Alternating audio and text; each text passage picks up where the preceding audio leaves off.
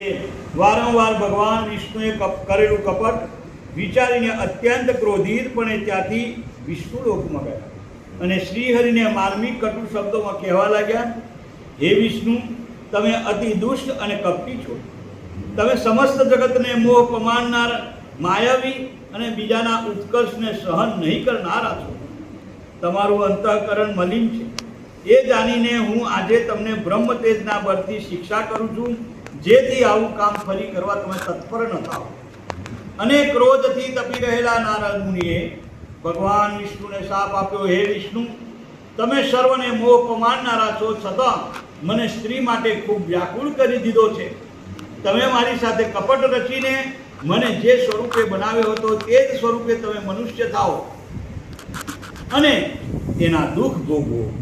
તમે જે વાનર એટલે કે વાંદરા સમાન મારું જે મોઢું બનાવ્યું હતું તે વાનરો જ તમારા સહાયક થાઓ. બીજાને સ્ત્રી વિયોગનું દુઃખ દેવામાં તત્પર રહેનારા તમે સ્ત્રી વિયોગનું દુઃખ પામો અને મનુષ્યની ગતિ પામી અજ્ઞાનથી મોહિત થનારા જેવી તમારી સ્થિતિ થાઓ. શ્રીહરિએ ભગવાન શિવની પ્રશંસા કરતા શાપ સ્વીકારી લીધો. ત્યારબાદ જે માટે પોતાની માયાથી નારદ મુનિને મોહવશ કર્યા હતા તે માયાને મહાદેવે પાછી ખેંચી લીધી. માયાનું આવરણ હટી જતા જ નારદ મુનિ પહેલાની જેમ શુદ્ધ બુદ્ધિવાળા થયા. એમની વ્યાકુળતા જતી રહી અને બોધ થવાથી ઘણા વિસ્મિત થયા. આમ પોતાના બ્રહ્મને જાણ્યા પછી નારદ તુરત જ ભગવાન વિષ્ણુના ચરણોમાં પડ્યા. વિષ્ણુએ તેમને ઉઠાડ્યા એટલે નારદે હાથ જોડીને કહ્યું, હે નાથ, માયામાં પડેલી અને મોહવશ થયેલી મારી બુદ્ધિ દુષ્ટ બની હતી, તેથી મેં તમને ન કહેવાના વચનો કહી શાપ આપ્યો છે. મારી દ્રષ્ટિ, મારી દુષ્ટ બુદ્ધિએ આ પાપ કરાવ્યું છે, તો એ શાપને મિથ્યા કરો.